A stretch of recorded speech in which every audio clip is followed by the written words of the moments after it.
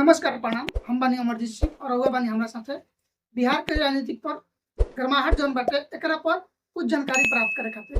बिहार में अभी राजनीतिक में का चलता और बेरोजगारी के बाद जैसे ही आवता तो लोग के कैसे नजरिया बदल जाता, ई विषय पर आज हमनी के चर्चा कइल जाई। सब कोई अपन-अपन चैनल चलावे खातिर कुछ ना कुछ उपाय करता, लेकिन बेरोजगारी के बाद जैसे आवता तो लोग चाहे कोई भी नेता होखे उ लोगन के मूड ही बदल जाता। क्वेश्चन के जो आंसर परफेक्ट बाटे उ लोग नइखन दे पावत। जैसे ही बेरोजगारी पे बात आवता तो अभी फिलहाल के मुद्दा देखल जाए 3-4 गो बहुत बेहतरीन चेहरा बा जेकरा से उम्मीद भी रहल ह। लेकिन ई लोगिन सभी क्वेश्चन कइल जाता बेरोजगारी पर, तो हमरा लागता हम जो अभी फील कइनी ई लोग गोल-गोल घुमावे लागता। सीधे तरीका से सॉल्यूशन बतावत नइखे कि का करब हम, जेकरा से बिहार के बेरोजगारी पूरी तरह से तो खत्म नहीं हो सकत फिलहाल देखल जाओ, लेकिन कमी जरूर आ सकत। ये बात पर कोई चर्चा नहीं करत। तो अगर रउआ लोग पहली बार चैनल पर आइल बानी, चाहे जब भी आइल बानी, प्लीज इस चैनल के सब्सक्राइब करी। वैसे सब कोई हिंदी में बात करता, लेकिन हम सोचनी है कि हमनी के बात जौन बाटे भोजपुरी में कइल जाओ कि फीलिंग से भी कुछ बनल रहे, अपने भोजपुरी के भी मजबूती मिले। ये चलते ही चैनल के सब्सक्राइब करी और वीडियो के भी लाइक करी। हो सके तो ई प्यारे हाथ से शेयर भी कर दी कि बात सब लोगन तक पहुँच सके। बेरोजगारी के खास करके हमरा ज़्यादा उ सब गोल-गोल घुमावे वाला पे बात करे के नइखे। अभी देखल जाओ तो बिहार के बहुत बेहतरीन चेहरा कह सकतनी जौन की बेरोजगारी पे और हर एक मुद्दा पे बात करत रहलन ह, जेकर नाम है मनीष कश्यप। बिहार के ही वीडियो सही बात बा, लेकिन देश में घूम-घूम के कई राज्य के वीडियो बनेलन और वहाँ की स्थिति के देखलन।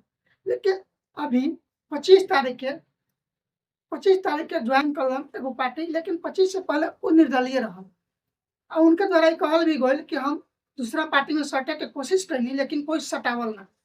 ये चलते हम निर्दलीय लड़तानी। खैर सबके अपन मत बाटे, लड़े के चाहे भी निर्दलीय भी लड़े के चाहे, लेकिन 25 तारीख के एगो वीडियो वायरल होता जिहमें बिहार के ही मनोज तिवारी जो कि सांसद बानी दिल्ली से, और वहाँ के देखनी है कि वीडियो में मनीष कश्यप के स्वागत के करे के भी चाहे, सम्मान करे के भी चाहे, ओकर हकदार बानी मनीष कश्यप जी। लेकिन बीजेपी में भी शामिल हो गई, बढ़िया बात बा। भारत के बेहतरीन पार्टी, राजनीतिक के परिप्रेक्ष्य में देखा जाए तो बेहतरीन पार्टी, लेकिन हमारा राजनीतिक से और कोई पार्टी से कोई लेन देन नहीं किया। हम सीधे मुद्दा पे बात करते हैं, ना ही कोई पार्टी से हमरा के नफरत बा और ना ही कोई पार्टी के वोट दे के पक्ष में हम बात करते नहीं, लेकिन रउआ लोग के वोट बा जरूर वोट देवे जाए। खैर अभी बीजेपी ज्वाइन कर लेनी और आज मतलब आज हम 26 तारीख के वीडियो बनावत नहीं। 26 तारीख के इंटरव्यू एगो भइलक ह, बहुत बेहतरीन चैनल रहला, बड़ा चैनल पे ओकर इंटरव्यू भइल। उ चैनल के हम नाम ना लेहम, शायद हमरो चैनल के ऊपर भी कुछ कइल जा सकता। वो हमें कई सवाल भइल, लेकिन जैसे बात बेरोजगारी पे अइलक तो हमरा के उनकर जौन भी ओपिनियन रहला वो से साफ नजर आयल कि गोल-गोल बात के घुमावे लगलन। एक बार बीजेपी के सांसद मनोज तिवारी से भी ऐसा ही सवाल कइल गइल, तो सवाल के परफेक्टली का मतलब 2% भी संतुष्ट ना कर पाइलन वो सवाल के जवाब से। अपने जो भी जवाब देलन उससे 2% भी संतुष्टि जनता के ना मिलल। ई सवाल कइल गइल कि बेरोजगारी और महंगाई पे आप लोगन के का मतलब एक्शन लिहल जा रहल बा। तो ई पे सीधे कहलन कि यह पे प्रधानमंत्री सोचत बानी, मतलब वो अपने हिंदी में बतलन, लेकिन हम भोजपुरी में बतावतनी कि भारत के प्रधानमंत्री नरेंद्र मोदी जी ये बात पे सोचतनी। कब तक सोचतनी भाई? वो तो देश के बात बाटे, लेकिन बिहार के मैटर पे भी अभी इनका सवाल कइल गइल। तो ई 10 साल के जौन बाटे ना कंपैरिजन के बीच में लेलन कि 2004 से 2014 तक ले कांग्रेस के कार्यकाल के उठाई और 2014 से 2024 तक के भाजपा के कार्यकाल को उठाई और दोनों के बीच में महंगाई और बेरोजगारी के देखल जाओ, खास करके महंगाई पे ही चर्चा रहल। तो ये बात हकीकत बा कि 2004 से 14 के बीच में अचानक से महंगाई बढ़ल, लेकिन 2014 से 2024 के बीच में भी तो महंगाई बढ़ल।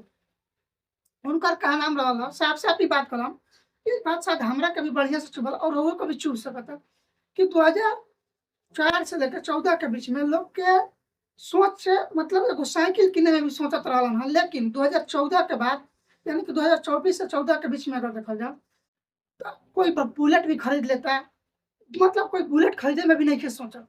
एकर मतलब कि विकास बहुत तेजी से भइल बा, बहुत तेजी से विकास भइल बा मनीष कश्यप द्वारा। ई उहे इंसान हवन जौन की जनता के बात उठावे खातिर खुद के जेल तक भी पहुंचा देलन। इस सामान्य के बात बा, भले जेल में गेलन, लेकिन ई हम बिहारियन खातिर सामान्य के बात बा कि खुद के परवाह ना करके जनता के बात पहुँचावे खातिर लोगन तक और जनता के भलाई खातिर खुद के जेल में रखला 9 महीना तक। लेकिन जैसे भाजपा ज्वाइन कइले के बाद में विचार ही का बदल जाता भाई। खुल के विचार जौन बाटे उ अब नइखे आवत।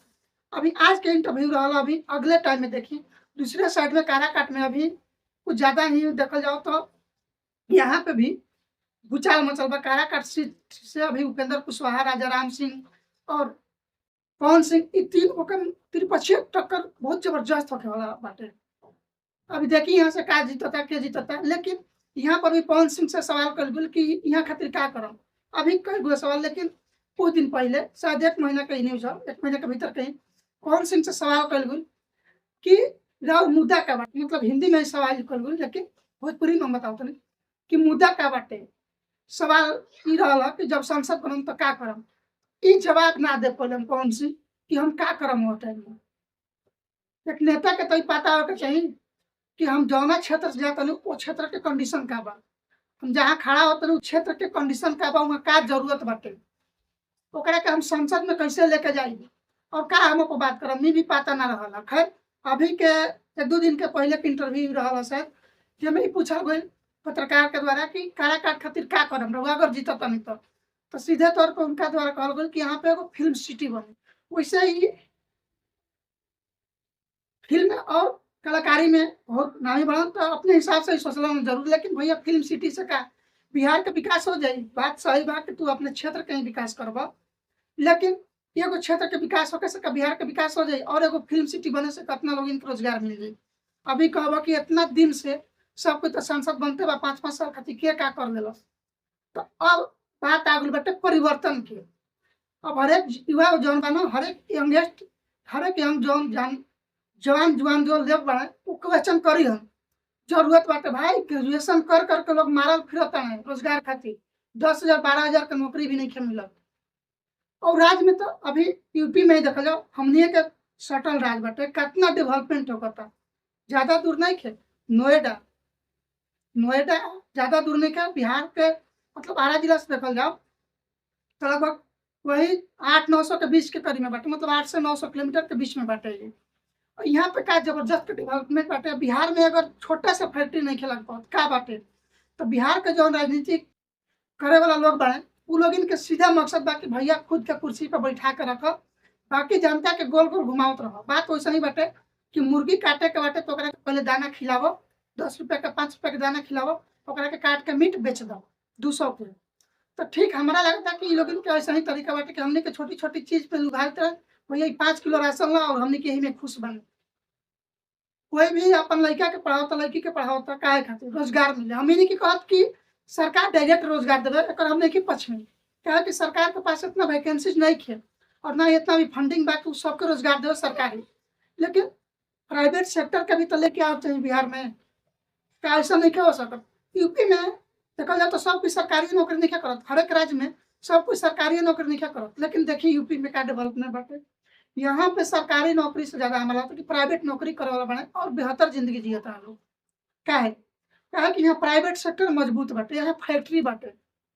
यूपी में बिहार से भी बहुत सारा लोग आइल बाड़े और भारत के अलग-अलग जगह पे भी बहुत सारा लोग बाड़े। लेकिन हम पूछत तानी कि भारत के अलग-अलग जगह के लोग बिहार में केतना बाड़े? सवाल करे के चाही और काहे नहीं करत? अगर कोई भी अब यूपी की हम बात कर ली थोड़ा-सा, यूपी में देखिए हम अगर बानी 10,000 रुपया कमातन तो कम से कम 3,000 रुपया हम यूपी के दे के जाई। 7,000 रुपया अपना घरे भेजब। मतलब 33% हमार जौन कमाई बाटे, लगभग 33% के आसपास यूपी में हम छोड़ के जातन। अगर मान के चलें कि बिहार में अइसन होकता, बाहर से भी लोग आवताड़न, तो उ अपना घरे ज़रूर भेजिहे, लेकिन कुछ न कुछ हमनियो के कमाई होई। इनडायरेक्टली, डायरेक्टली तो हमनी के रोजगार मिलबे करी। अगर बाहर से कोई कंपनीज़ वगैरह आवता, तो ई कोशिश अभी कोई नइखे करत कि बाहर से प्राइवेट कंपनी के भी लेके आवे के चाही बिहार में। नियम कानूनी कौनो नइखे अइसन बन पावत। चाहे तो कौनो सांसद नइखन बना पावत, विधायकी के तो बात ही भैया छोड़ दो। इ लोगन के से कौनो उम्मीद ही नइखे अभी तक। पिछले हमरा लागता कि 20 साल में 20 साल 19 साल अभी मुख्यमंत्री के कार्यकाल हो गइल नीतीश कुमार जी के। कएगो फैक्ट्री बिहार में आइल बाटे, कएगो फैक्ट्री आइल बा। लेकिन यही यूपी में देखल जाओ अभी 2022-23 के हमारा जहाँ तक आंकड़ा पता बाटे 20,000 करोड़ के 20,000 करोड़ के लगभग यहाँ पे इन्वेस्टमेंट होएगा। 20,000 करोड़ या 20 लाख करोड़ अभी हम एग्जैक्ट में लगाए वीडियो में लगाएं कि कितना 22-23 में जो हम बाटे इन्वेस्टमेंट भइल यूपी में। अगर इतना इन्वेस्टमेंट एकर आधा भी बिहार में हो जाइत न तो काया पलट जाइत बिहार के लोगन के। बाहर लात जूता खाए के ना पड़ी आ नाही इहे चक्कर में बाहर जाए के चक्कर में मनीष कश्यप जेल गुजरल। बाहर बिहारी लोग पिटैलन आ वीडियो बनैलन और ई साबित लोग कर देलक कि मनीष कश्यप जौन वीडियो रहल ई फेक रहल और एकरा चक्कर में उ चल गेलन जेल में। तो कोशिश करें कि बिहार के हर एक नेता से सवाल करें, चाहे सांसद होकस, विधायक होकस। ई लोगन से तो कम करे के चाही बेस लेवल पे। सही बात बा, मुखिया लोग बाड़े, विधान परिषद में लोग बाड़े, ई लोगन से होके चाहिए। लेकिन ऊपर वाला जब सुधारी तो नीचे वाला भी सुधारी। नीचे वाला डिमांड करता ऊपर वाला दबा देता कि तू चुप रह, बोल मत यहाँ बीच में जाकर। तो नीचे वाला आप करो तो क्या करो। सबसे पहले ऊपर वाला पर नीचे वाला लोग दबाव बनाए कि भाई यहाँ हमरा है चाहे तो चाहे तू कैसे भी करके लेके आओ। क्या हर एक राज्य में होता भाई, हर एक राज्य में होता, हर एक राज्य में बढ़ोतरी होता, वहाँ पे जीडीपी बढ़ता, पैसा इन्वेस्टमेंट होगा था।